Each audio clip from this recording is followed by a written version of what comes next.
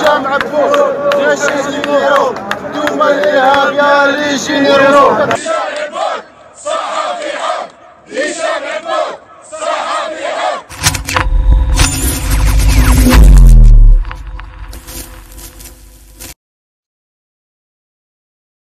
Hermès, le coordinateur du MDS,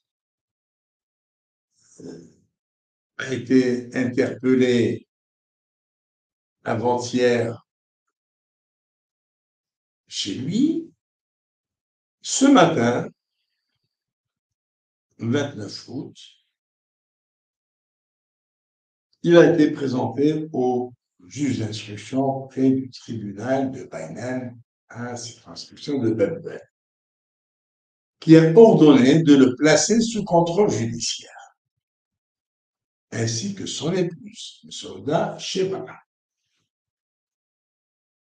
Alors, le contrôle judiciaire de Frédéric Hermès et de son épouse est différent de celui de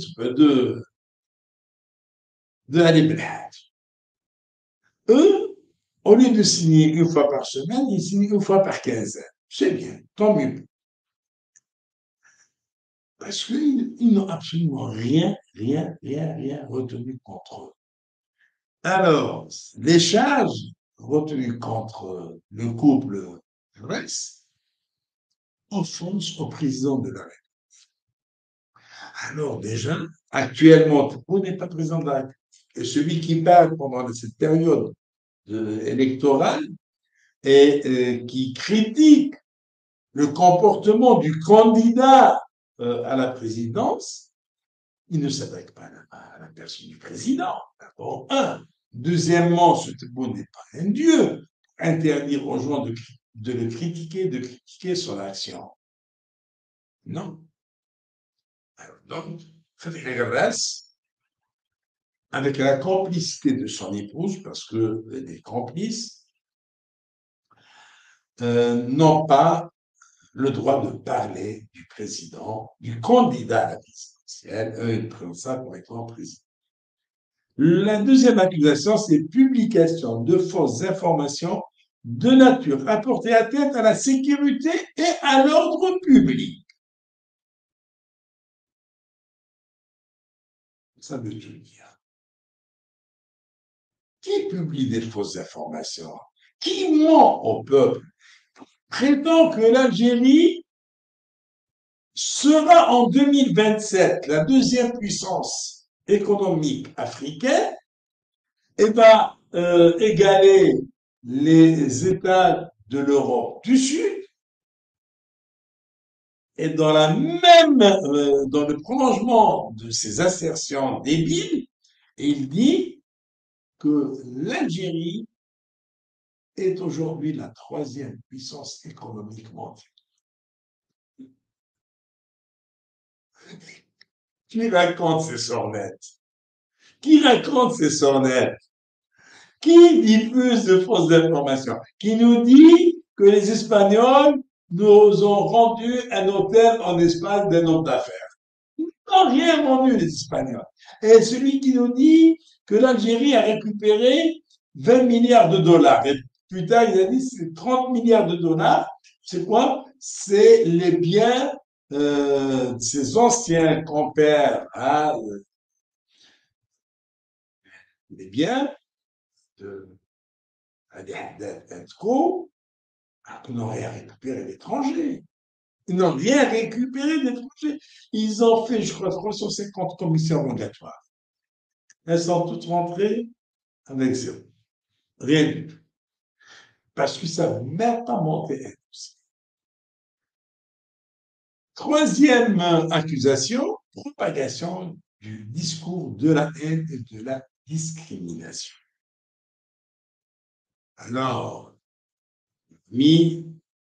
si un homme politique comme Frédéric m'épouse, qui sont des gens aguerris, des gens qui, si jamais Frédéric son épouse auront en face d'eux un témoin pour un débat politique, c'est Tebboune sera réduit en tranches.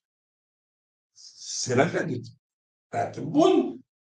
Pas de débat, pas de contradiction, pas de discussion, rien du tout. Il parle et c'est tout.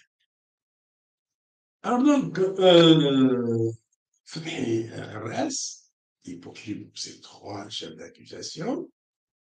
Son épouse aussi est poursuivie pour les mêmes chefs d'inculpation. Mais pour complicité. Donc voilà, en pleine période électorale, le régime d'Alger sévit, interdit aux gens de s'exprimer librement parce que appeler au boycott, c'est un droit. Surtout lorsque le vote n'est pas réglo. Quand la fraude électorale s'annonce avec l'annonce des dates du scrutin.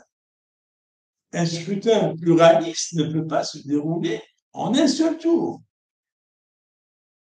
En Algérie, c'est un seul tour et puissant.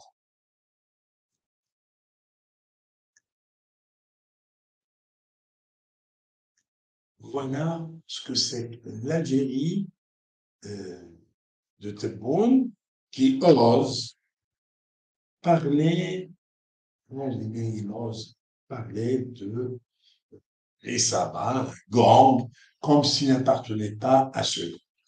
Maintenant, on va rafraîchir un petit peu la mémoire à notre Tebboune pour lui dire, tu es le seul ministre à avoir été décoré de l'ordre de Achir.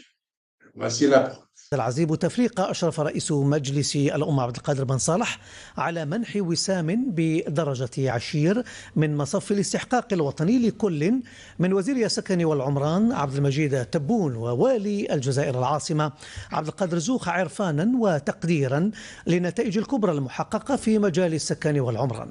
سكينة محمود عليان.